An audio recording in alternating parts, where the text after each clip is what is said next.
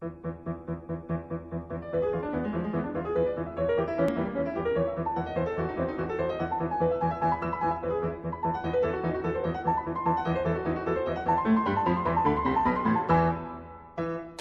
bienvenue à la Bioattitude, magazine dédié à l'alimentation biologique. Alors je me trouve actuellement dans l'enceinte de la cuisine centrale Andersen à Poitiers, une des deux cuisines centrales municipales. Je m'apprête à rencontrer Sylvestre Nivet, le directeur, et je vais tenter tout au long de ce reportage de comprendre et de vous faire comprendre comment fonctionne l'alimentation biologique de la fourche à la fourchette. C'est parti.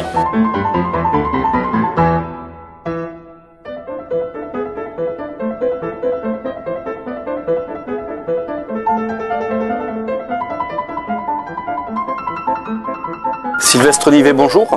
Bonjour. Alors vous êtes le gestionnaire principal de la restauration collective de Poitiers.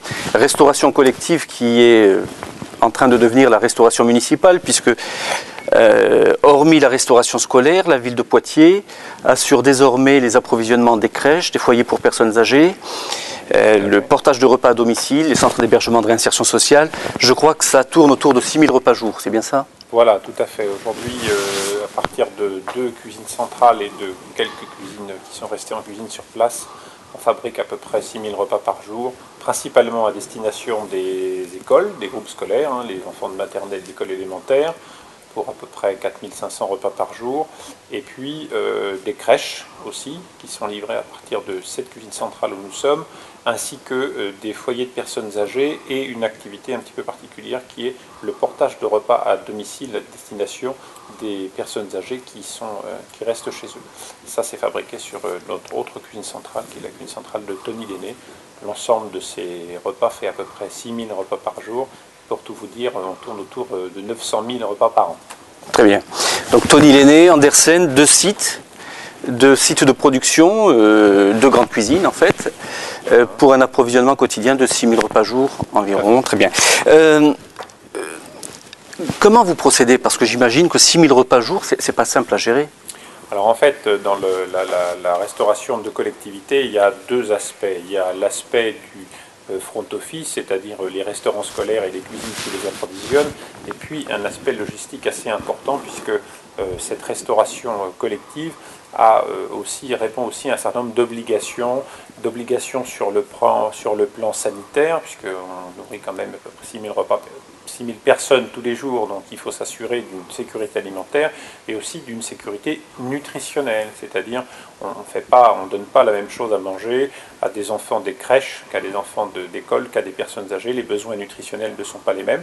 Donc pour ce faire, j'ai à ma disposition une diététicienne qui s'occupe d'élaborer les menus, de définir le choix des aliments, le choix des produits, la qualité des produits, ainsi que les quantités qui doivent être servies pour chaque type de convive, et puis toute une logistique assez complexe concernant des approvisionnements, passer des marchés publics pour acheter de l'alimentation, c'est une technicité particulière, passer des commandes, s'assurer que tous les jours, chaque enfant ou chaque personne qui vient déjeuner ait bien à manger à l'heure dans son assiette en qualité satisfaisante et chaud. Oui, donc la qualité alimentaire à Poitiers, c'est en fait un triptyque, c'est qualité gustative, il faut que ce soit bon pour être mangé, qualité nutritionnelle au niveau de l'équilibre de la ration alimentaire, et bien sûr qualité bactériologique. Alors Poitiers s'est fait connaître et est reconnu aujourd'hui comme une des villes de France où la qualité alimentaire frôle quasiment avec l'excellence. Poitiers est membre du comité PNNS, Plan National Nutrition Santé, label du ministère de la Santé. Poitiers vient également d'intégrer la Société française de santé publique. C'est la 3e ville de France à intégrer cette société. On parle de plus en plus de slow food. Alors le slow food, c'est en opposition au fast food, c'est bon, propre et juste. Bon au niveau gustatif, la ville de Poitiers l'a fait. Propre en termes d'environnement et juste en termes d'accès aux repas. Et je sais que la ville de Poitiers a fait un gros effort pour rendre accessibles les repas aux enfants issus des couches sociales les moins favorisées. puisque je crois que les tarifs sont passés de 84 centimes à 40 centimes, c'est bien Voilà, ça? tout à fait. Donc en fait, c'est certainement ce que l'on fait sans le savoir, c'est dire ce que l'on cherche à travers notre restauration municipale à Poitiers, c'est d'avoir une restauration de qualité. Le principe des cuisines que vous avez pu voir, c'est de faire de la cuisine de manière la plus traditionnelle possible, démarrer à partir de le produit brut, légumes frais, fruits frais, viande fraîche, les transformer et les cuisiner d'une manière très traditionnelle, sans complications, sans volonté de faire de la cuisine trop élaborée, puisque on est dans le cadre d'un repas quotidien. Donc ça part effectivement d'aliments sains, ça part aussi d'une recherche de notre part d'aller chercher les aliments le plus près possible de leur lieu de consommation. C'est un gage de fraîcheur, c'est un gage de certitude de leur provenance. C'est ce qu'on appelle circuit court. C'est des circuits courts, voilà. On a également à Poitiers une volonté d'être respectueux de notre qualité de vie et qualité d'environnement au travers les produits bio, puisqu'on a introduit pas mal de produits bio dans nos menus. On a également choisi un type de restauration qui est dit de la liaison chaude, alors qui consiste en quoi? Qui consiste en consommer le repas au plus près de sa fabrication, c'est-à-dire que ce qui est fabriqué le matin est consommé le midi. Il n'y a pas comment dirais-je, de temps trop long entre la fabrication et la consommation. Et puis le repas, c'est aussi un environnement du repas et c'est aussi la manière dont on prend le repas. Donc on est ici dans une salle à manger qui a été, toutes les salles à manger de l'ensemble des écoles ont été complètement reconditionnées depuis 2002 pour que les enfants prennent leur repas dans des conditions agréables, dans des conditions de bruit, dans des conditions de couleur, dans des conditions de confort, qui fait que le temps de repas, c'est un moment qui doit être agréable et de détente pour les enfants. Très bien. En termes d'alimentation, le Grenelle de l'environnement a fixé des objectifs. Je crois savoir que c'est 20% à l'horizon 2020. 2012. Poitiers est déjà à 20% aujourd'hui. Voilà. Je crois que la ville ambitionne de passer à 25%. Est-ce que vous rencontrez des difficultés en termes d'approvisionnement? Alors le choix des produits bio, pour nous, techniciens de la restauration, c'est un choix, j'allais dire, assez neutre. C'est-à-dire que le produit est bio, il se cuisine, il se transforme, il est gustativement plus intéressant parce que ça, les enfants et les consommateurs le reconnaissent bien, mais sur le principe, un bœuf bio et un bœuf conventionnel, c'est le mode d'élevage qui diffère. Donc aujourd'hui, notre approvisionnement en produits bio est de l'ordre de 20% déjà depuis 2 ans. On a l'ambition, on l'a étendu l'année dernière aux crèches, on l'a étendu aux foyers de personnes âgées également aussi, qui ont une part de leur consommation qui est en produits bio. On a l'ambition d'aller plus loin, bien entendu, et de passer à 25%.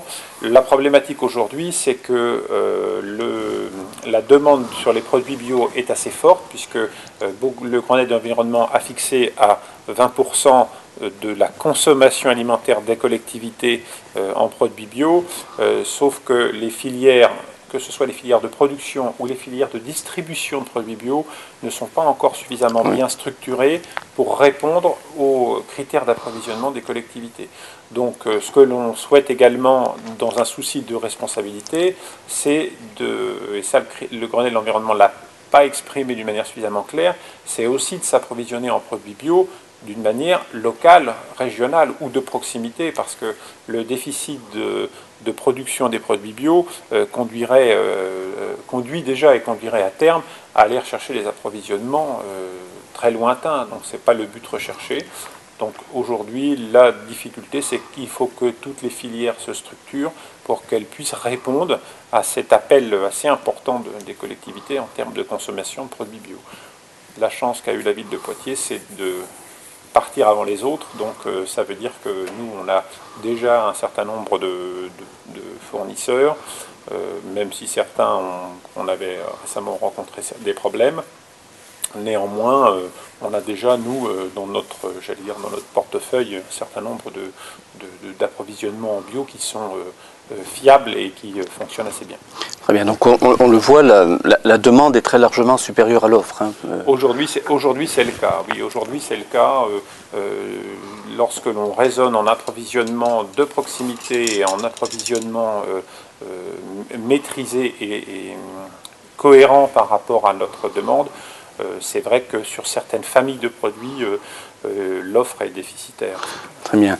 Donc le bio, circuit court, saisonnalité aussi. Vous travaillez aussi sur cette notion de saisonnalité respectée. Voilà, donc ça c'est le côté, disons, responsable de l'alimentation. Vous voyez, il y a le côté de la nutrition, il y a le côté de la sécurité alimentaire.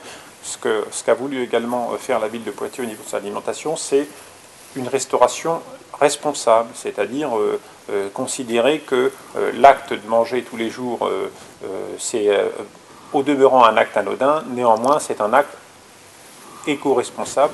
Pourquoi ? Parce que c'est vrai que la production alimentaire, c'est une grande part de l'impact de l'homme sur la planète. Donc si on veut conserver notre planète en bon état, on doit aussi s'obliger à avoir des modes d'alimentation qui sont responsables.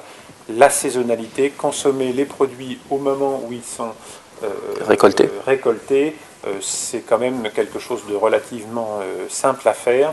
Et c'est aussi quelque chose qui a un impact assez important sur l'environnement, puisque aller faire venir en plein hiver des haricots verts du Kenya, c'est pas très cohérent. Les haricots verts, nous, on les mangera quand ils seront en maturité ou quand ils seront récoltés. Comme ça, non seulement ils seront meilleurs, mais en plus ils auront un bien meilleur impact sur l'environnement. Autre point, les repas alternatifs. Alors, qu'est-ce que le repas alternatif ? Le repas alternatif, là, on est dans la partie alimentation. Ce qu'on fait attention, parce que on entend aussi en parallèle beaucoup de slogans sur l'obésité, sur la malnutrition, dans le sens où on ne se nourrit pas correctement. Et la surnutrition aussi. La surnutrition et la sous-nutrition, justement, c'est là où c'est un petit peu paradoxal la situation qu'on vit, parce qu'il y a une abondance de nourriture et en même temps on s'aperçoit que cette abondance crée des déséquilibres et que cette abondance, tout le monde n'y a pas forcément accès. Donc ce que l'on a voulu faire, c'est aussi être responsable dans notre mode d'alimentation. Et le repas alternatif, c'est l'argument qui commence vraiment beaucoup à transparaître en ce moment, j'en suis très content, c'est de considérer que on consomme de trop, en fait. On consomme mal et on consomme de trop, et une bonne partie de ce qui est produit, finalement, ne termine pas dans nos assiettes, mais termine dans nos poubelles. Donc le repas alternatif, c'est un repas, entre guillemets, sans protéines animales, alors sans viande ou sans œufs ou sans poisson. La protéine animale, c'est tout ce qui est de ce ressort-là. Et donc ce repas-là est un repas équilibré, est un repas qui apporte tous les nutriments et les nutriments nécessaires à l'alimentation, mais qui ne comporte pas de viande. Donc pour l'instant, on en a une fréquence assez éloignée, mais on souhaite que nos jeunes consommateurs prennent conscience qu'ils peuvent finalement pas forcément manger de la viande à tous les repas. Alors, on a évoqué tout à l'heure la saisonnalité, et vous me disiez précédemment que pour y arriver, vous avez mis en place un partenariat avec le lycée Kyoto, le grand lycée hôtelier de la ville de Poitiers, et qu'il y a eu un échange. Les élèves en fin de formation du lycée viennent en stage en restauration scolaire. En échange de quoi le lycée Kyoto élabore pour la ville de Poitiers des recettes innovantes, sachant que qui dit respect des saisons dit répétitivité des mêmes matières premières, et donc pour éviter une lassitude des consommateurs, il faut proposer différentes déclinaisons à partir du chou, par exemple, pour parler du chou. Voilà, c'est le principal écueil de la saisonnalité. Le principal écueil de la saisonnalité, c'est que c'est l'alimentation de nos grands-parents, c'est qu'on mange on mange ce qui a été produit et ce qui a été récolté à ce moment-là. Donc forcément, ça limite la variété. Néanmoins, pour ce faire, ce que la ville a souhaité, c'est de travailler sur la préparation en elle-même, c'est-à-dire varier les recettes, varier la manière dont sont cuisinés les produits. Et pour ce faire, on a fait un partenariat, on est allé chercher le savoir-faire là où il se trouvait, donc les écoles hôtelières qui font la réputation de la qualité gastronomique de la France. Et le lycée Kyoto nous a fait un certain nombre, les élèves d'une classe de terminale de BEP, ont fait, dans le cadre d'un projet d'école, ont élaboré un certain nombre de recettes à base de légumes, sur des préparations, sur les textures, sur les couleurs, sur l'originalité des légumes mis en œuvre, qui fait qu'on a eu une dizaine de recettes qu'on a introduites dans notre plans de menu à destination des enfants, et qui ont fait qu'on a fait manger aux enfants des légumes sous certaines formes, sous des formes plus originales que la manière dont ils étaient cuisinés préalablement. Donc ce partenariat a réussi à combiner en même temps l'intérêt professionnel, montrer que la restauration de collectivité c'est un acteur économique mais aussi partie prenante de la cuisine en France, et puis également de concilier la partie nutrition, c'est-à-dire faire accepter, faire manger aux enfants un certain nombre de légumes sur lesquels on sait que parfois c'est l'aliment sur lequel ils ont un peu plus de mal à consommer. Très bien. Sylvestre Nivet, je sais que la ville de Poitiers fait des efforts très importants et tout à fait louables concernant la chasse à la déperdition alimentaire, et que vous faites donc le maximum pour que les enfants s'alimentent au mieux et que les rejets soient les moins importants possibles. Et pour cela, vous avez un arsenal d'indicateurs de consommation. Je vois que vous en avez un sur la table. Est-ce que vous pouvez m'expliquer comment ça fonctionne ? L'objectif, c'est de savoir, au travers un système un peu statistique, si les enfants ont bien mangé, moyennement mangé ou pas mangé du tout ce qu'on leur a proposé. Donc pour ce faire, on remplit tous les jours, dans la plupart des écoles, un petit questionnaire qui est fait par la responsable du restaurant et qui, elle, nous remonte au bureau de la restauration des taux de consommation. Pourquoi faire ? Évidemment, vous allez me dire, les pâtes, le riz, c'est mieux consommé que les épinards ou que les carottes. Oui, mais ce qui nous intéresse, nous, de savoir, c'est dans quel ordre de grandeur. Et pour ce faire, avec quel produit mieux associer tel autre produit pour qu'il soit le mieux consommé possible. On a également aussi, au travers de ces statistiques, un bilan global de la consommation des repas. Savoir si les enfants ont globalement bien mangé, ou si c'est que certaines écoles où on a noté des problèmes de consommation. Donc cette évaluation de repas, elle est faite mensuellement, et puis surtout, cette évaluation de repas, elle est restituée dans chaque école, dans chaque salle à manger scolaire, pour dire aux enfants, ben voilà, vous, dans votre salle à manger, par rapport à la moyenne de toutes les écoles de Poitiers, vous avez 80, par exemple sur le mois de février, sur l'école maternelle Andersen, 81% des repas sont bien mangés, 16% moyennement et 2% qui ne sont pas bien mangés. Et on leur restitue aussi le fait que ils ont bien mangé les endives, au dédémental, les carottes râpées, le brie, la tomate. Par contre, les poires, ce jour-là, ils n'ont pas été bien mangés. Alors est-ce que c'est un problème de maturité? Est-ce que c'est un problème d'épluchage ou de mode de consommation? Donc voilà à quoi nous sert cette statistique qui effectivement est compilée sur l'ensemble des écoles et qui, dans l'ensemble, dénote un bon taux de consommation. Et lorsque les résultats ne sont pas au rendez-vous concernant le taux de satisfaction d'un produit, vous apportez les mesures correctives, voilà, donc en termes de préparation? Que certains produits ne sont pas très bien consommés, soit on change la recette, soit on l'associe avec un autre ingrédient et on essaye de trouver la recette qui sera la mieux consommée pour ce type de produit. Et c'est ensuite celle-ci qui sera intégrée d'une manière plus régulière dans les menus. Très bien. Merci Sylvestre Nivet. J'arrive de la cuisine centrale Andersen de Poitiers, cuisine municipale, et je me trouve à présent devant les grilles du lycée Kyoto, lycée hôtelier qui forme notamment des spécialistes des métiers de bouche, mais également des diététiciennes. Et nous allons donc rencontrer Alain Zénou, le proviseur, qui va nous présenter son établissement.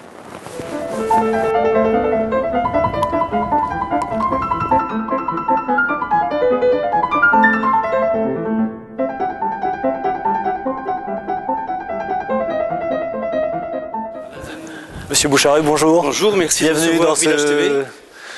Dans cet atrium. Bel établissement, j'en ai beaucoup entendu parler.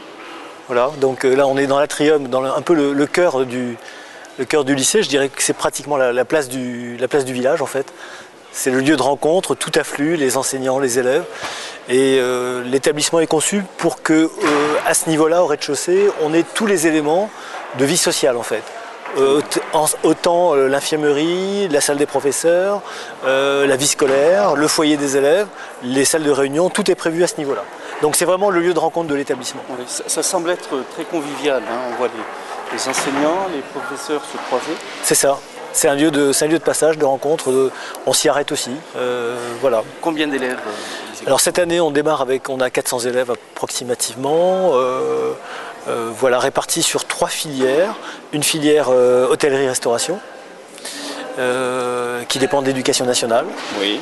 Et 2 filières qui dépendent de l'enseignement agricole, une filière service aux personnes et une filière laboratoire. Donc laboratoire d'analyse, préparateur de laboratoire, etc. Oui. Vous faites partie des rares lycées en France qui sont à la fois éducation nationale et ministère de l'Agriculture. C'est ça. C'est un établissement qui mixte un peu les formations, éducation nationale et enseignement agricole. Le statut de l'établissement est un statut de lycée agricole, c'est-à-dire que c'est un choix juridique qui a été fait, donc d'un EPLE FPA, mais les formations sont mixées et notre objectif c'est de faire en sorte que ce soit un seul établissement pour tous les élèves. Très bien. Et est-ce qu'il y a des filières qui sont plus demandées que d'autres? Alors nous allons du BEP jusqu'au BTS en fait, et les BTS sont effectivement très demandés. Particulièrement 2 BTS, le BTS service en espace rural, qui dépend de l'enseignement agricole, et le BTS diététique, qui dépend de l'éducation nationale. Très bien. Le service à la personne est en plein boom. Je pense qu'en termes de débouchés professionnels à l'issue de la formation, ça ne pose aucun problème aux jeunes qui sortent de cet établissement. C'est une filière qui est en plein développement, vous avez raison. Mais c'est une filière qui a ses services aux personnes, c'est une filière qui a besoin d'être organisée en termes d'insertion professionnelle. Actuellement, ça se développe un peu dans toutes les directions en termes de formation. Je crois qu'une vraie réflexion avec tous les services en fait, qui dépendent de cette filière-là est nécessaire à terme pour organiser et les formations et l'insertion professionnelle. Très bien. Il y a une vraie demande, c'est vrai. Oui. Il y a une vraie demande. Et concernant les diététiciens et diététiciennes, sachant que depuis quelques années, on parle beaucoup de la qualité alimentaire, on fait le lien, comme le faisait déjà Hippocrate, entre l'alimentation et la santé. Hippocrate disait ton aliment est ta santé, est ton médicament. Mais il semblerait qu'au niveau des débouchés professionnels, quand on est diététicien ou diététicienne, ce soit plus compliqué que ça ne l'était il y a quelques années. Est-ce que vous confirmez? Vous savez, c'est la première année où on a ce BTS diététique. Oui. Le BTS diététique, il permet d'affirmer un peu la devise de l'établissement, de l'origine du produit jusqu'à l'intelligence de la consommation. On a énormément de demandes par rapport à ce BTS-là. Je crois qu'on est à plus de 600 demandes pour 16 places, donc c'est très demandé. Si nous ne réfléchissons pas effectivement à l'insertion professionnelle, on peut faire un constat a priori où il n'y a pas de débouché. Si on réfléchit sur le développement et les besoins, en particulier dans les collectivités, on peut imaginer que dans le cadre de notre formation, on puisse aussi être des forces de proposition en termes d'insertion professionnelle. Je veux dire qu'en quelque part, c'est nous qui créons le besoin en fait. Et en réfléchissant en termes de formation, on arrive à projeter nos élèves sur l'insertion professionnelle. En tout cas, je ne peux pas mettre en place ce type de formation si je n'ai pas réfléchi à l'insertion professionnelle. Mais c'est valable pour toutes les filières de l'établissement. Oui. Alors l'enseignement est séparé en deux segments. Il y a la formation théorique et la formation pratique. La pratique s'opère à quel niveau? Au niveau des entreprises, des collectivités? Je crois savoir qu'avec la ville de Poitiers, un partenariat est né l'année dernière qui a permis à la restauration municipale de pouvoir respecter ses engagements en termes de saisonnalité, de respect des saisons, sachant qu'en respectant les saisons, on se retrouvait immanquablement face à un problème, celui du manque de diversité de produits, maraîchers notamment, et qu'il fallait donc, à partir de cette contrainte, trouver de nouvelles recettes, de nouvelles spécialités culinaires. C'est ce qu'a fait la ville de Poitiers grâce à votre intervention et au travail magnifique que ces jeunes ont pu faire. Alors c'est vrai qu'on a travaillé ensemble. Moi je remercie aussi la ville de Poitiers parce que ça permet d'illustrer complètement la réflexion et le travail des élèves. sur un cadre très particulier. Bon, vous savez qu'on réfléchit beaucoup aux circuits courts, aux aliments bio et à la saisonnalité dont vous parliez tout à l'heure. Et c'est vrai qu'on a introduit, on a travaillé sur des recettes de cuisine, sur un peu des légumes oubliés, tels que rutabaga, panais, potiron, etc. Et ces produits ont été donc distribués ensuite avec la cuisine centrale au niveau d'un certain nombre d'écoles, je crois, de Poitiers. Et de foyers pour personnes âgées. Et de foyers pour personnes âgées. Donc pour nous, c'était aussi une implication en termes de réflexion sur la préparation de ces produits-là. Et ça permet également des partenariats. Alors quand vous créez un établissement, il faut créer des partenariats. Parce qu'au moins, ça assoit l'établissement sur son environnement. Et ça, c'est important. Alors vous parliez des formations. Le cadre de la formation, c'est donc de l'alternance de stage en entreprise, mais également d'apprentissage de formation professionnelle dans l'établissement. Donc nous avons les deux. La formation professionnelle n'est pas uniquement à l'extérieur de l'établissement, comme dans un système par apprentissage. C'est intégré dans la formation d'établissement avec des stages en entreprise. Très bien. L'ancien lycée de Poitiers, avant que vous ne déménagiez dans ce lycée Kyoto, a une histoire, hein, ce lycée hôtelier de Poitiers a une histoire. Et vous avez eu des élèves qui sont aujourd'hui de grands chefs. Hein.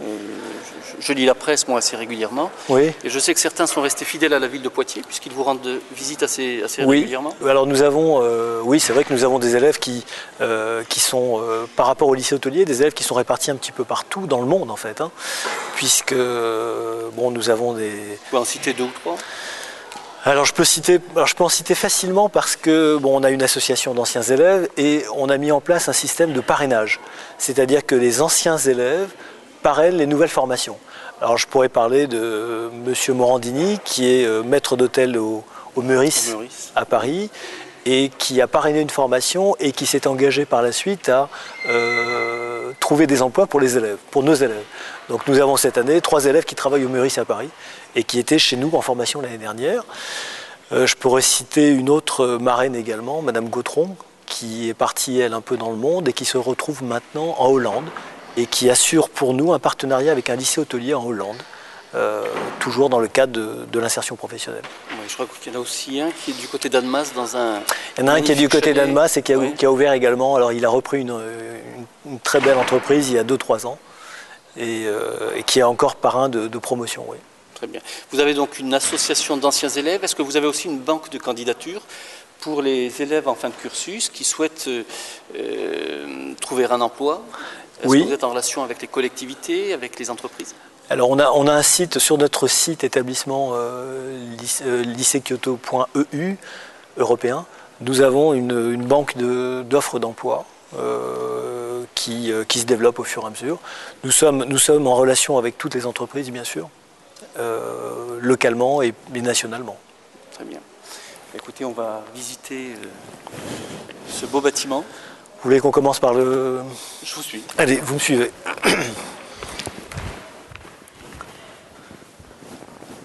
Donc là, c'est un bâtiment donc, qui a été conçu haute qualité environnementale, un établissement qui consomme 50 fois moins d'énergie qu'un établissement construit il y a 10 ans, d'énergie fossile.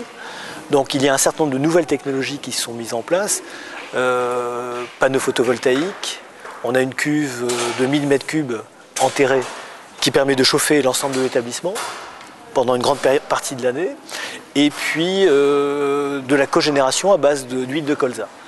Donc l'ensemble de ces nouvelles technologies permettent d'économiser bien sûr en termes d'énergie fossile, et c'est également la conception du bâtiment qui a permis d'économiser le maximum d'énergie en termes d'isolation par l'extérieur, etc. Donc là, on va rentrer sur le... On voit en face de nous l'internat, donc, hein, qui a été aussi... C'est un établissement qui a été conçu par les utilisateurs. Oui. Donc il y a eu énormément de réunions, de conception, de déplacements.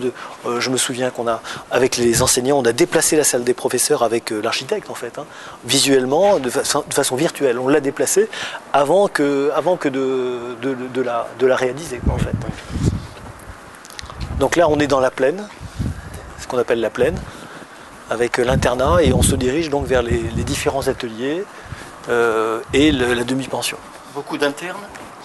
Eh bien écoutez, pratiquement la moitié de l'effectif. C'est-à-dire qu'on a 200 élèves internes sur l'établissement. Et les élèves viennent de la Vienne, du Poitou-Charentes? Majoritairement du Poitou-Charentes, mais aussi en dehors du Poitou-Charentes. Pour les formations BTS par exemple, vous avez un recrutement qui est pratiquement national. Quoi, en fait, oui. Je vois que la tondeuse n'est pas passée, c'est probablement voulu. Oui, c'est voulu. Effectivement, ça surprend un petit peu au départ, mais l'ensemble des extérieurs est traité un peu comme une prairie avec des variétés en fait, variétés de graminées différentes. Il y a également un projet d'aménagement des extérieurs qui n'est pas encore réalisé, hein, dans le cadre du 1%. Donc là, l'accès au restaurant.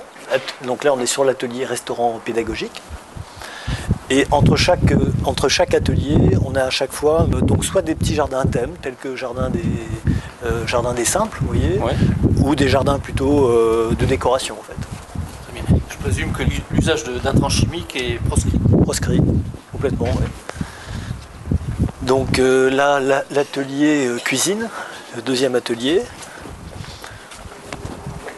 Et on se dirige vers la demi-pension en fait, où M. Redon, notre chef, doit nous accueillir. C'est vraiment un cadre. Donc, vous voyez, ça c'est le jardin plutôt des simples avec des plantations de thym, thym, romarin, lavande, etc. Et nous sommes donc à la demi-pension. En bout de la demi-pension, il y a une terrasse qui permet, à l'avenir, qui nous permettra d'aménager des repas à l'extérieur en fait. Et sous la demi-terrasse, sous la terrasse, la cuve de 1000 m3 dont je vous parlais tout à l'heure. Ça semble être convivial. Ça semble, oui. Après la convivialité, ça ne se décrète pas non plus, hein, ça se travaille.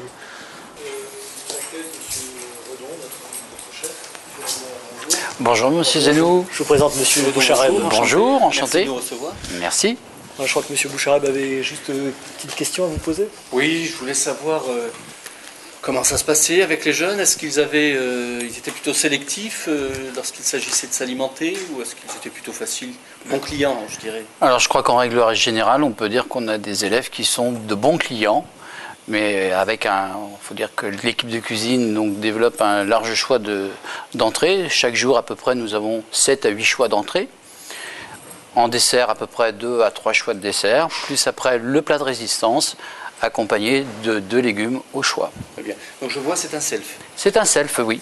Très bien. Combien de repas Alors midi? actuellement, le midi, autour de 300-320 couverts, et le soir, 200 à 150 couverts. Très bien. Et la place du bio, vous savez qu'on parle beaucoup de bio, c'est en plein développement, le Grenelle de l'environnement a fixé des objectifs. Vous en êtes où? Alors, dès le départ, dès que nous sommes rentrés, c'est-à-dire au 1er septembre de cette année, nous avons mis en place un pain fait par un boulanger issu de blé CRC. Donc c'est vrai que cette démarche nous coûte un petit peu, mais on est dans une démarche qualitative. Depuis, nous avons fait quelques petits produits bio, mais notre souhait c'est de faire du bio sur une constante. De ce fait, il y a peu, avec la journée porte ouverte, nous avons été en relation avec quelques producteurs locaux, et notamment une laiterie juste à côté, directement producteur de lait et fabricant de yaourt à Vic-sur-Gartempe.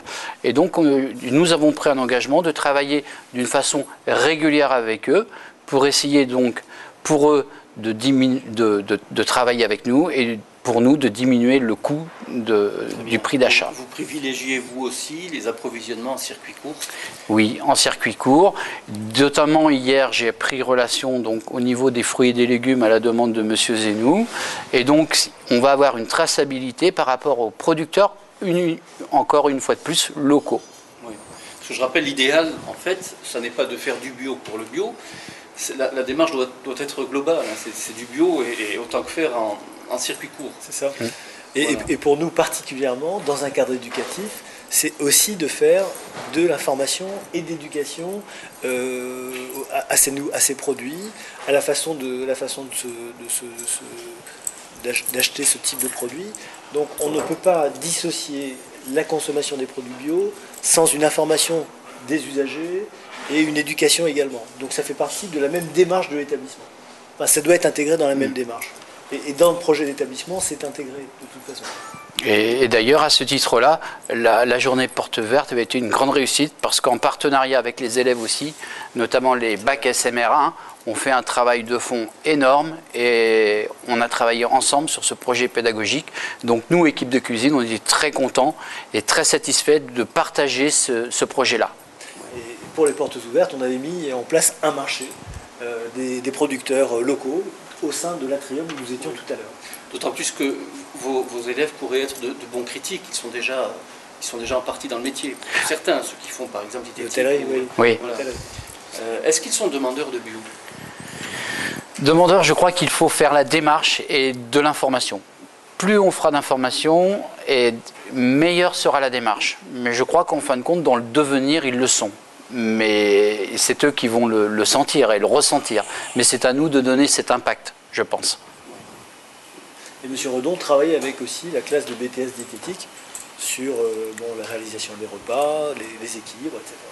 Par rapport à l'aspect éducatif, M. Zenoux, vous avez quelque chose à rajouter?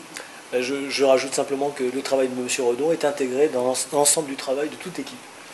C'est un travail de formation, d'éducation au goût et plus généralement d'une politique d'établissement. Donc ça s'inscrit dans le même cadre. Oui. Et je pense qu'il le partage avec son équipe de toute façon. Oui, et puis je remercie une nouvelle fois et je remercie très régulièrement mon équipe parce qu'en fin de compte, d'une façon très professionnelle, on essaye toujours de refaire de la cuisine familiale parce que même si on a cette étiquette de cuisine collective, on fait cette démarche cuisine familiale. D'autant plus en corrélation avec le soir où nos internes, eh bien, on a l'habitude de les bichonner parce qu'un interne, eh bien, il doit avoir une accoutumance à une relation de proximité. Voilà. Avec de la créativité toujours, parce que avec de ça devient de l'art. Avec de la créativité. C'est bien. Vous savez, je rentre d'Amsterdam et je visite un petit peu les lycées quand je pars. Je suis parti au Canada, à Amsterdam. L'idée de la restauration collective n'existe pas dans ces établissements-là. C'est un snack, en fait, où les élèves viennent acheter un sandwich, etc. Nous, on est porteurs de cette valeur-là. C'est une valeur que l'on doit absolument transmettre. Et dans les pays étrangers, ils attendent beaucoup de cette valeur-là, qu'on puisse également la partager avec eux. Il y a des gens qui réfléchissent à cette nécessité du partage, du fait de s'asseoir, etc. Je vous disais, vous savez, l'anecdote aux États-Unis, c'est la mère de famille dit aux enfants, on passe à table, et les enfants sautent dans la voiture pour aller manger à l'extérieur. Nous, on détient d'autres valeurs que celles-là. Au fast-food, essentiellement. Essentiellement. Nous poursuivons notre visite, monsieur Redon.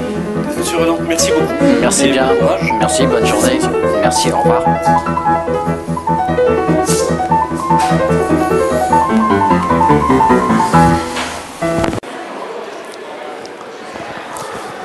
Voilà. Bon. Voilà pour le goût. Alors, Alain Zenoux, l'échéance du baccalauréat, c'est dans un mois. De nombreux jeunes téléspectateurs, futurs bacheliers, nous regardent. On va se poser pour eux très rapidement la question de quelle formation pour quel emploi. Qu'est-ce que vous pourriez leur dire concernant vos formations et les débouchés, le fort potentiel en termes de débouchés qui se proposerait à eux en venant au lycée Kyoto à Poitiers? Ce que je dirais, parce que j'y crois vraiment, c'est que la formation professionnelle a vraiment un rôle à jouer au niveau de la réussite, de l'intégration. C'est un véritable accompagnement vers l'emploi, puisque nous, on y réfléchit. Comme je le disais tout à l'heure, on ne peut pas dissocier la formation et l'emploi. Pour moi, c'est une valeur constante, en fait. Donc, le lycée, c'est sa première année de fonctionnement. Il doit prendre sa place dans son environnement. Et ne pas oublier cette dimension qui est importante dans le développement durable, c'est la dimension sociale, c'est-à-dire l'accueil de tous les publics et leur accompagnement jusqu'à la suite de l'établissement. Je pense qu'un élève qui est dans l'établissement, il reste élève de l'établissement. Je ne réfléchis pas à après la sortie de l'établissement, puisque tout élève devrait avoir comme référence son établissement de formation. Donc on est capable d'activer des réseaux, de faciliter la création d'entreprises et d'aider les élèves à s'insérer. Voilà le message. Très bien. Écoutez, je vous raccompagne. Monsieur Bouchareb, merci. Bah, écoutez, merci d'être venu. Hein. Ce sera un plaisir. À bientôt.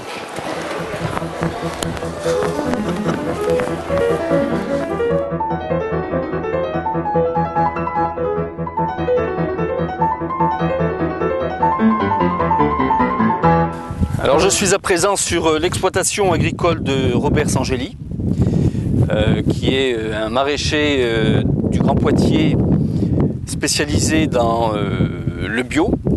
C'est un gros pourvoyeur des AMAP du département. Il va donc nous expliquer comment il s'est orienté vers le bio en reprenant cette grosse surface agricole, quelles ont été éventuellement les difficultés, les contraintes qu'il a rencontrées et quelles sont les motivations qui font qu'il est là et qu'il envisage de se développer. Robert Sangeli, bonjour. Vous allez bien? Nous allons nous mettre à l'abri parce qu'il vente et il va y avoir un petit souci au niveau des micros. Voilà. Merci. On est sous une de vos serres. C'est une étuve. Bravo, parce que je peux vous dire qu'il fait chaud. Vous avez combien de surface? Donc là, je suis installé sur 4,5 hectares. Et donc en culture, il y a 2 hectares, la moitié en culture, donc 2 hectares d'œufs et 2 hectares d'œufs en engrais vert en luzerne. Cette façon de pouvoir faire une rotation. Oui, très bien.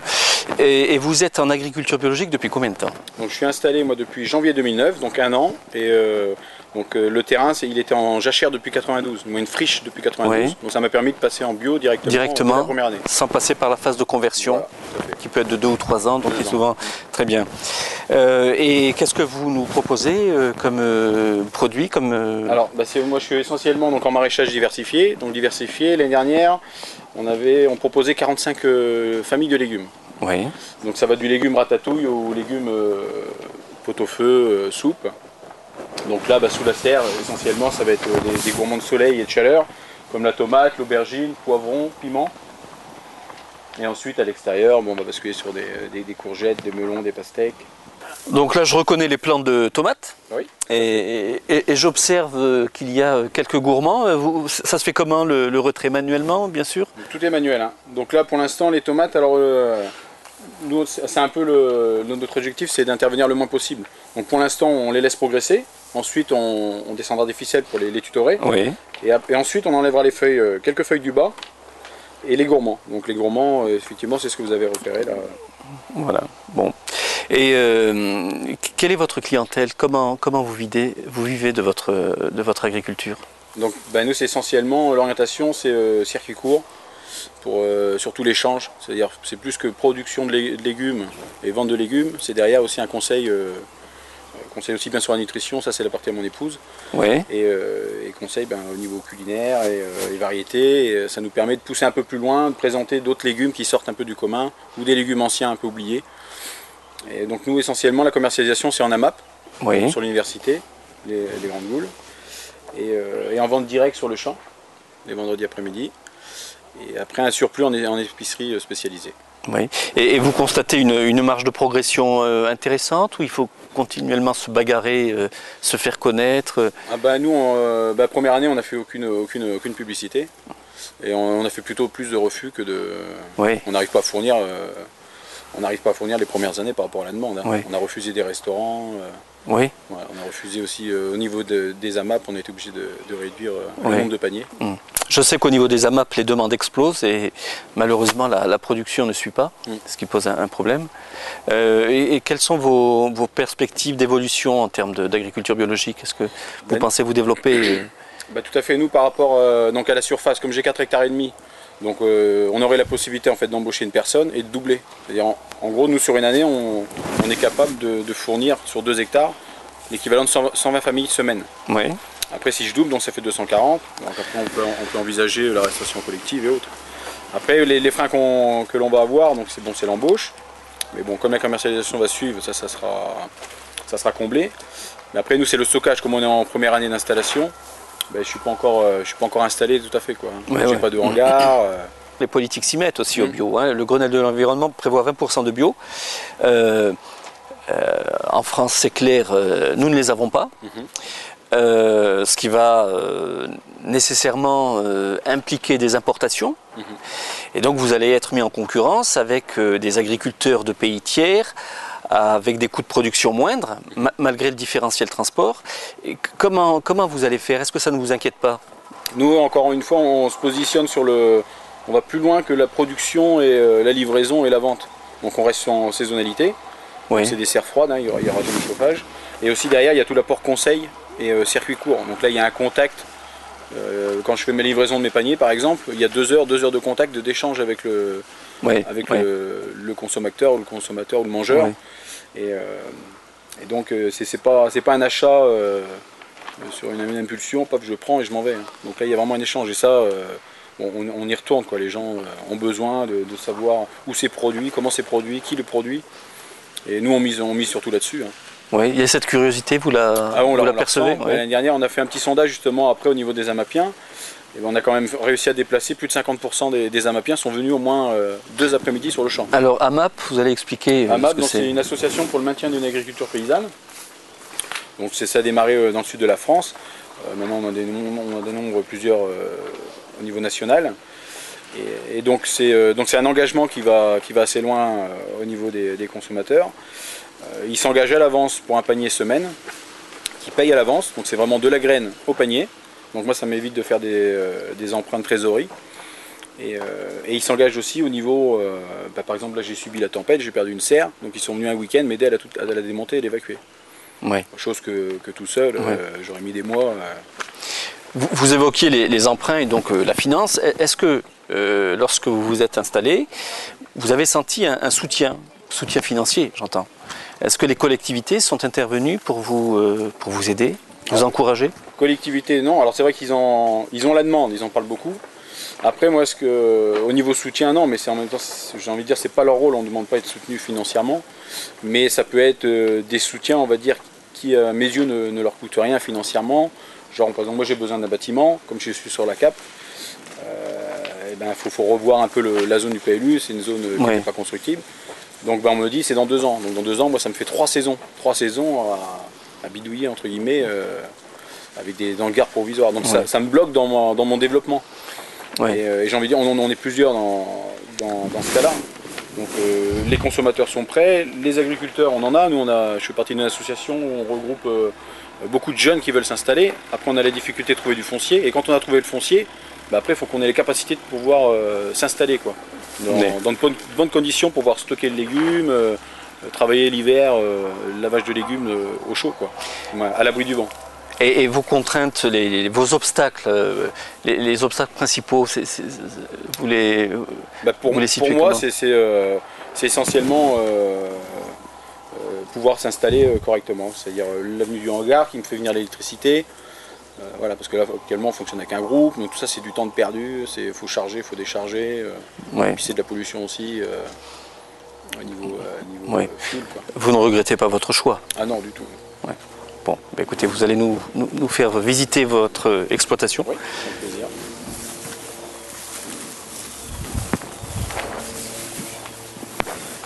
Aujourd'hui, c'est incontestable, il y a une réelle prise de conscience des consommateurs. Les hypermarchés s'y mettent d'ailleurs au bio. Les collectivités aussi, les demandes explosent, même si les contraintes sont réelles, parce que tout est manuel quasiment dans l'agriculture biologique. Alors, voilà, tout est manuel, donc forcément on n'a pas d'entrant chimique, donc pas de désherbant. Donc c'est là où la majorité, 80% de notre temps en fait, on le passe à l'entretien de la culture, en désherbage. Et vous désherbez comment? Alors on essaye de faire quand même un peu de plein champ, c'est-à-dire avec de la bineuse tractée derrière tracteur. Et sinon par contre forcément entre les rangs, c'est la binette comme les anciens. Donc voilà. À l'huile de coude. À l'huile de coude. Mais bon, ça nous permet aussi d'être plus proche au niveau de la culture parce qu'en bio on ne peut pas intervenir, c'est-à-dire qu'il faut intervenir au début de la maladie, au début des ravageurs. Sinon une fois qu'on commence à aller voir quelques-uns, ça y est, c'est fini. Alors ça c'était l'alternative au désherbage par les intrants chimiques. Quelle est l'alternative aux engrais chimiques? Aux engrais, oui. Donc on fonctionne, c'est du compost là. Tout simplement, compost. Alors l'année dernière j'ai du compost bovin bio. Et cette année, donc il n'en avait plus assez, donc j'ai pris du compost déchets verts. Très bien. Que vous trouvez localement aussi. Que je trouve localement, voilà. Donc alors tout ce qui va être apport semences et tout, on essaye de rester local, aussi bien paille pour le paillage. Donc le paille c'est mon voisin. Oui, oui, oui. Il y a quelque temps à Poitiers, il y a eu une importante manifestation d'agriculteurs. Les laitiers aussi ont manifesté. Ils éprouvent de réelles difficultés à gagner leur vie. Il semblerait que dans le bio, les portes soient grandes ouvertes. Est-ce que vous auriez éventuellement des conseils à donner aux agriculteurs en difficulté qui sont en conventionnel et qui souhaiteraient passer en phase de conversion bio? Est-ce qu'il y a des conseils que vous pourriez leur donner? Alors les conseils, alors nous je suis administrateur aussi dans une association, la Vienne Agrobio. Et c'est vrai qu'on a une explosion de demandes de conversion, donc beaucoup d'élevage, beaucoup d'éleveurs qui veulent passer en bio. En bio? Essayer de rester en autonomie au niveau alimentation pour leurs animaux. C'est ça aussi, plus on fait intervenir de l'extérieur, plus on a un intermédiaire, plus on va acheter. Nous c'est vrai qu'en entrant c'est zéro, alors que un conventionnel qui fait le même métier que le mien, lui en entrant ça va être énorme, hein. C'est indexé sur le pétrole. Donc le conseil, c'est de se rapprocher de structures comme la nôtre, qui peuvent les conseiller dans une installation. Vienne Agrobio, Poitou-Charentes Agrobio aussi, voilà, pour le Poitou-Charentes. Ça regroupe en fait les 4 gammes. Les 4 départements. Les 4 départements. Et, et puis après essayer l'idéal c'est d'être plusieurs dans un secteur pour faire aussi un échange au niveau matériel. Donc cette prise de conscience des agriculteurs en conventionnel qui réfléchissent donc et qui souhaiteraient s'engager dans le bio, ça permettrait à la France de rattraper le retard qui est le nôtre, hein, parce que nous sommes le 21e pays européen en termes de surface agricole utile bio, alors que dans le conventionnel, on est la 3e puissance européenne. Donc il y a quand même un paradoxe. Mais bon, on peut quand même inverser la tendance rapidement, les gens sont prêts maintenant. Bon. Mais écoutez, monsieur Sangeli, je vous remercie. Je vous souhaite bonne continuité, bon courage. Merci beaucoup. À bientôt. Au revoir.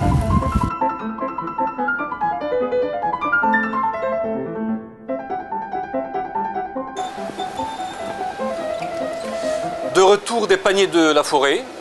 Nous sommes actuellement à Fiorella, l'entreprise de pâtes, où Pascal Bloclet nous reçoit. Bienvenue. Merci. Excusez-moi pour ce léger retard, monsieur Bloclet. Pas de problème, les pâtes attendent. Très bien, mais écoutez, je vous suis.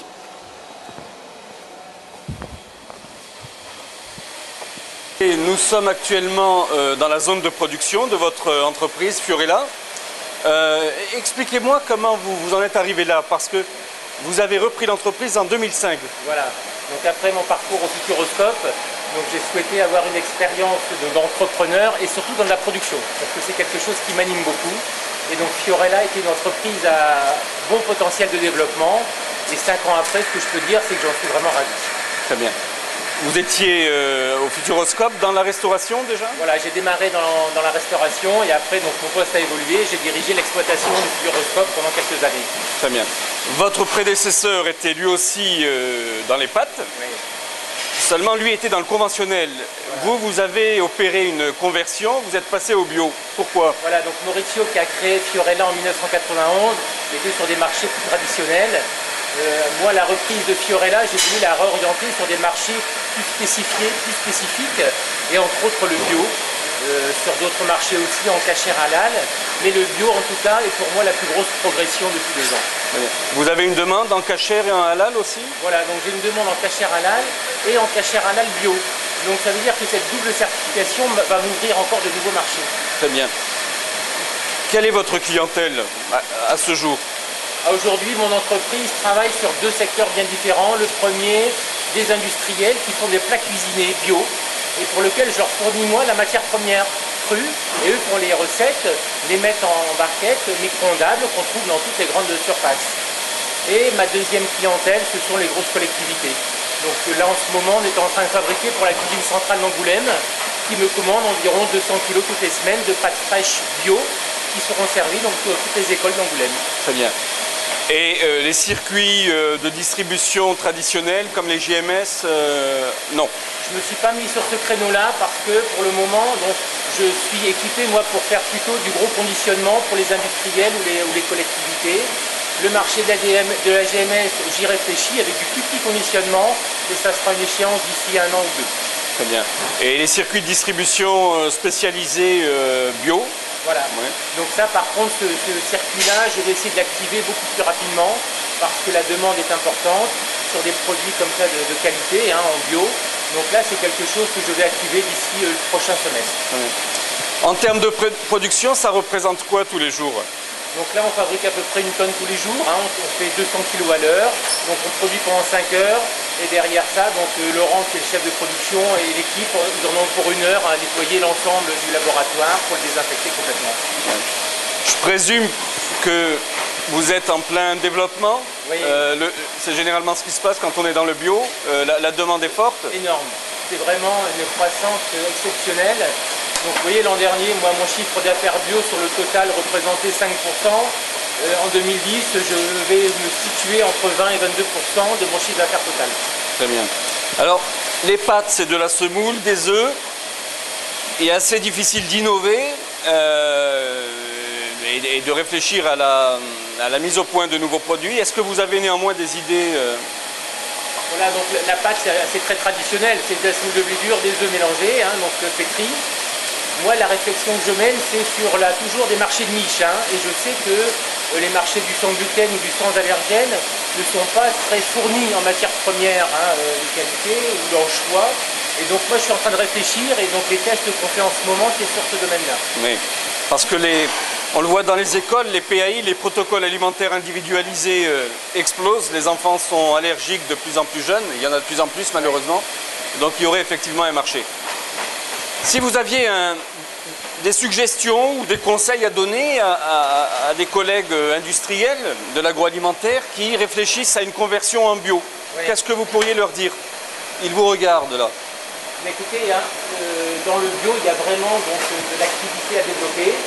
Ce qu'il faut qu'on arrive à faire surtout, c'est aussi à structurer la filière. Parce que globalement, on manque de matières premières certifiées bio. Donc il faut qu'on mène les deux de front, la réflexion du développement, mais aussi la structuration de la filière pour que nous puissions nous positionner en France et en plus en Poitou-Charentes sur ce marché en plein développement. Oui.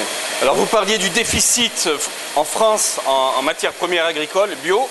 C'est un véritable problème parce que j'ai rencontré différents transformateurs qui me disent tous, quand je leur pose la question du circuit court, le bio c'est bien, mais ce serait mieux si c'était un circuit court, ils me disent tous, c'est quasiment impossible. Vous, pour la semoule en bio, vous n'en avez pas trouvé en Poitou-Charentes. Hein. Voilà, donc moi aussi j'aimerais bien travailler en circuit court parce que j'ai réalisé le bilan carbone de Fiorella et c'est clair que le plan d'action c'est d'acheter toujours le plus frais possible pour diminuer nos rejets en CO2. Mon problème c'est que de la semoule bio, je n'en trouve pas ni en Poitou-Charentes ni quasiment en France ou alors à Chambéry. Donc elle vient du nord de l'Espagne qui pour moi est plus près en distance que Chambéry. Donc ça vient d'Espagne parce que localement je n'ai pas la fourniture. Ouais. Autrement dit, il y a encore du travail. Oui, il faut vraiment qu'on structure cette filière, vraiment. Oui. Bon. Merci Pascal Boclet. Merci, au revoir.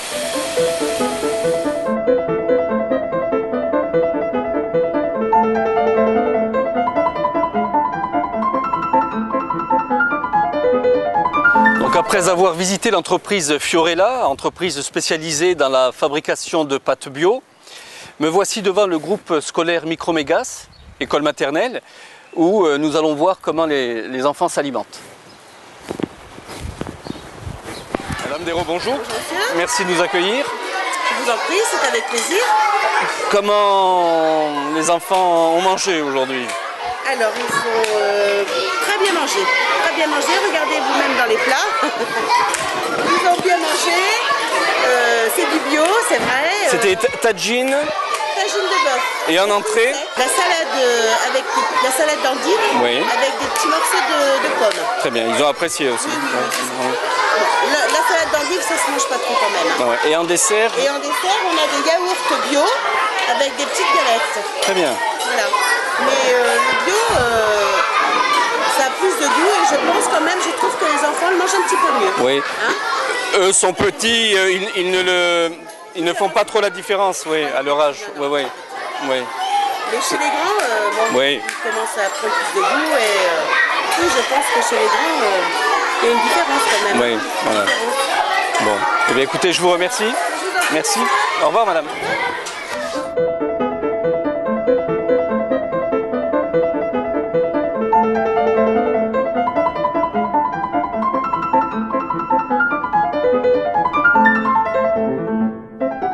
Après la restauration collective sociale, la restauration collective événementielle, appelée aussi commerciale. Alors nous sommes ici au Petit Lafond, à Poitiers, au 3e étage du Printemps. François Lafond, vous allez donc me présenter un petit peu votre activité. Qu'est-ce que la restauration festive? Il y a la partie restaurant, la partie traiteur. Comment vous vous organisez? Alors nous, on s'organise de la façon suivante. La partie traiteur événementiel donc, représente 80% de notre chiffre d'affaires. Et puis nous avons des satellites comme ce restaurant, une boutique au centre de Poitiers qui est traiteur pâtisserie, chocolat et puis alcool, un petit restaurant y est attenant. Et puis on a Juliette qui se trouve dans notre maison mère à la Petite France. Voilà. Et on est donc avant tout traiteur. On réalise 100 000 couverts par an sur tout l'Hexagone. Sur tout l'Hexagone. Voilà. Très bien. On parle beaucoup au niveau de la restauration collective sociale d'un objectif à atteindre, celui du Grenelle de l'environnement, qui fixe 20% de bio à brève échéance. Je rencontre les décideurs de la restauration collective sociale qui se battent pour trouver les produits bio. Ils rencontrent des difficultés manifestes, la France n'étant pas prête à les approvisionner. Il faut savoir que nous sommes très en retard en France en termes de production bio. Où en est la restauration collective festive, la restauration collective et événementielle? Alors, pour notre part, on n'a aucun pouvoir d'acheter des produits bio pour la réalisation traiteur.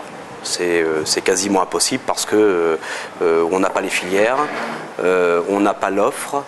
Alors, en ce qui concerne la restauration au quotidien dans les restaurants, c'est pas impossible, mais comme vous le dites, il faudrait encore que les maraîchers ou les producteurs viennent nous voir. On n'a aucune carte, on ne sait pas comment faire. Donc ça, c'est un point. Et un point important aussi, c'est qu'au jour d'aujourd'hui, acheter bio coûte 20% plus cher qu'un produit classique. Et on serait plutôt dans la tendance où les prix sont à la baisse, les marchés sont tendus, les appels d'offres, on travaille plutôt à un prix. Donc il y a un petit paradoxe entre l'achat d'un produit bio pour le vendre à une collectivité ou une entreprise, alors qu'on nous demande de faire des prix de plus en plus bas. Ça, c'est un problème récurrent sur 2009-2010. Et à mon avis 2011. Mais encore faut-il avoir le pouvoir de l'acheter, parce qu'on ne sait pas pour l'instant. On n'a pas d'offre. Personne ne peut répondre, que ce soit nous ou les autres traiteurs, mes collègues, personne ne peut vous vendre 150 kg de bœuf, 150 kg de cabillaud bio. Ça n'existe pas. Ça n'existe pas. Il existe pourtant, et c'est manifeste, une demande, un besoin. Lorsque vous voyez les produits bio référencés en grande surface qui sont en développement constant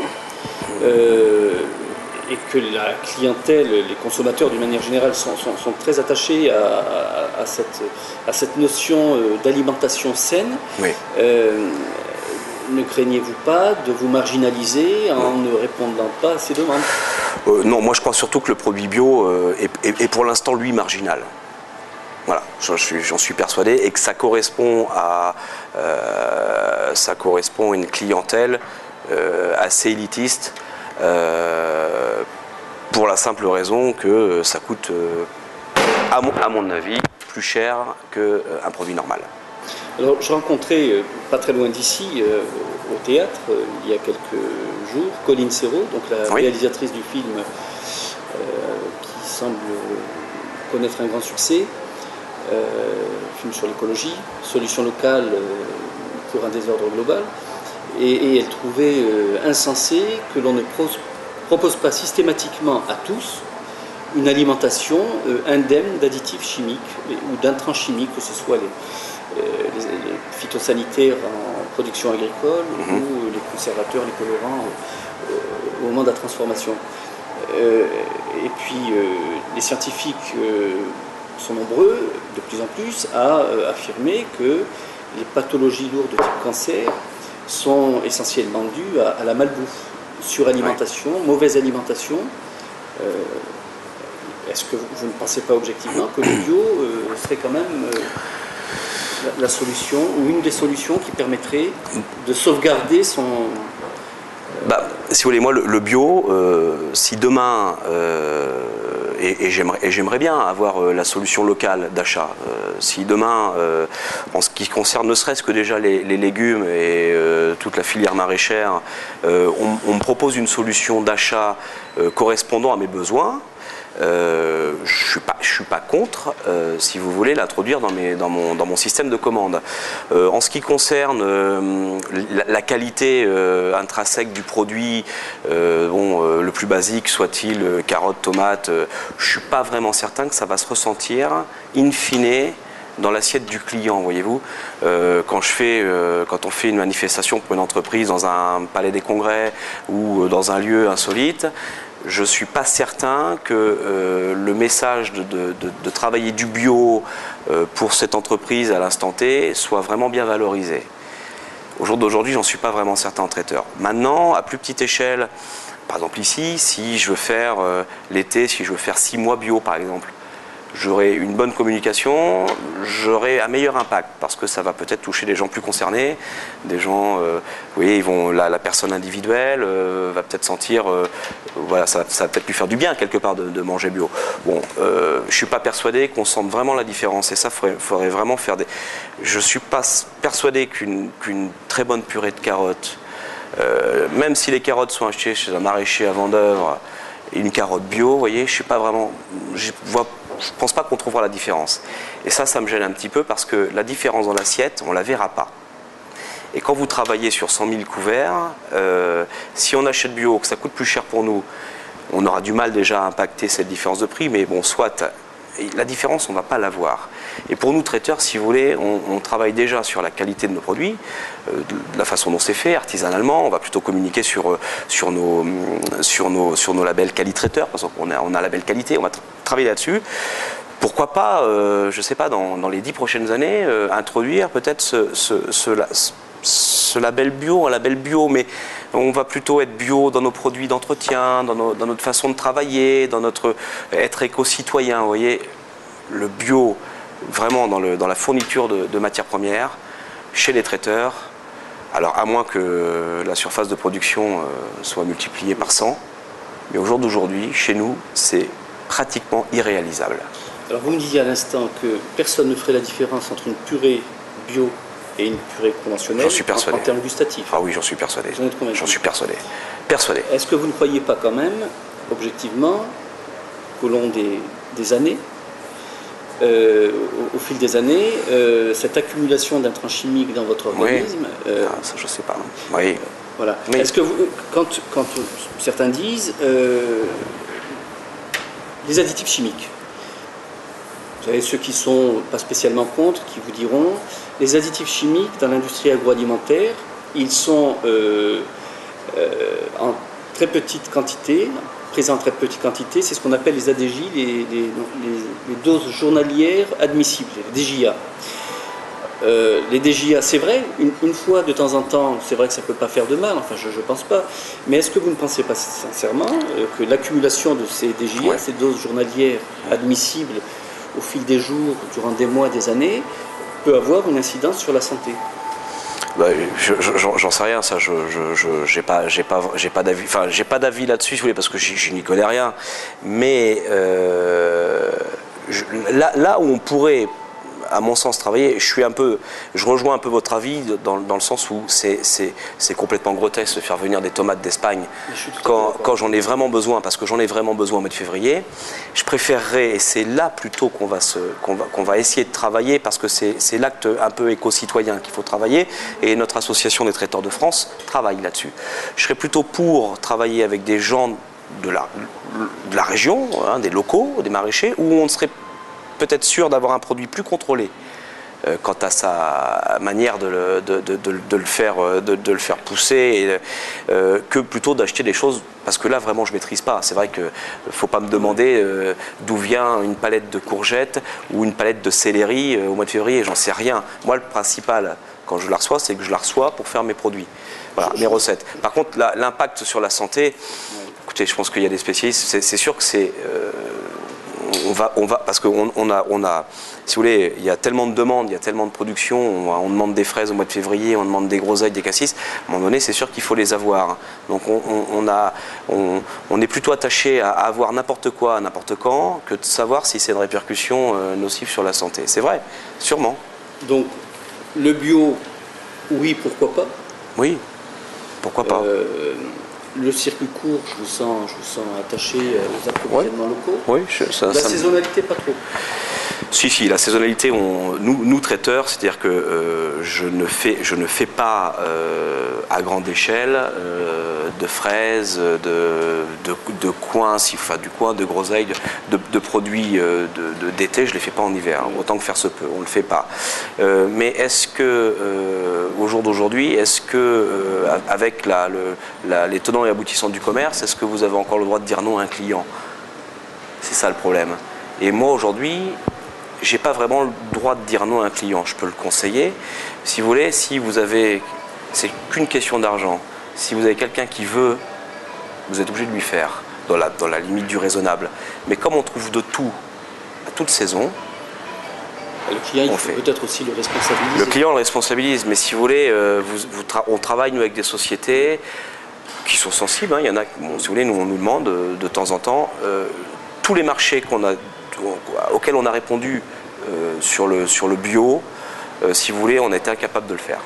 On a répondu, mais on se serait mis vraiment dans une galère parce que la filière, on ne l'a pas. La filière, on ne l'a pas. Voilà, c'est comme ça. Donc, est-ce que ça va se décanter tout ça? Mais la filière, pour l'instant, on ne l'a pas. Avant de venir vous voir, j'ai rencontré Robert Sangeli, qui est un producteur maraîcher à Montamisé. Oui. Qui me disait qu'il vivait très bien du bio, ouais. Et que les demandes de conversion d'agriculteurs qui sont actuellement dans le conventionnel et qui souhaiteraient passer dans le bio ont explosé. Ouais. Il a aussi de plus en plus de demandes de restaurateurs qui veulent proposer des cartes bio. Cartes bio, ouais. Donc, j'ai comme l'impression, moi, que les choses commencent à bouger au niveau de la restauration commerciale ou événementielle, comme vous dites. Oui. Bon, restauration événementielle,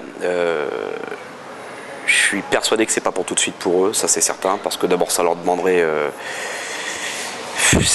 à mon avis, enfin je pense que c'est pas pour demain. Ça j'en suis persuadé, et mes collègues, alors on peut, hein, c'est pas introuvable si vous voulez, mais pour nous, au jour d'aujourd'hui, c'est pas dans l'air du temps. Maintenant, moi, je suis pas un convaincu du bio. Alors, c'est bien, je trouve ça bien, oui, comme vous dites, il y a des produits, mais moi, j'ai mes clients à la Petite France. Si je leur fais un rognon bio, déjà, faut le trouver, avec une petite pomme de terre sautée. Je vois pas l'intérêt que ça soit bio. Vous voyez, alors moi, je vous parle de la clientèle que je connais.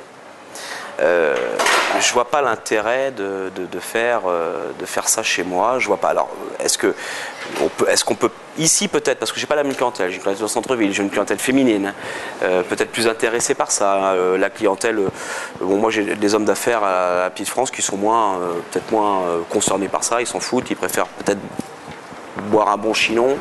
Manger une cuisine plus de terroir, vous voyez, et je vois pas ce que le bio irait s'initier dans ma cuisine chez Juliette, hein, j'entends bien. Demain, vous avez un maraîcher qui est capable de m'approvisionner peut-être en pommes de terre, par exemple, qui avec sa productivité arrive à être aussi intéressant ou presque aussi intéressant qu'un producteur national. Pourquoi pas? Oui, pourquoi pas? Pourquoi pas? Mais j'irai plutôt travailler avec lui pour travailler la carte locale pas parce qu'il fait du produit bio, sincèrement. On dit souvent que le français est réfractaire au changement. Qu'est-ce que vous... Non, vous ne sentez pas visé? Moi je trouve que c'est le... mais ça me dérange pas, mais j'y pense pas en fait, si vous voulez. Peut-être que j'ai pas la culture. Bon, moi je sais que moi j'ai ma soeur qui est très bio, j'ai des amis qui sont très bio, qui font leurs courses dans des magasins bio, ça leur coûte chercher des poulets bio.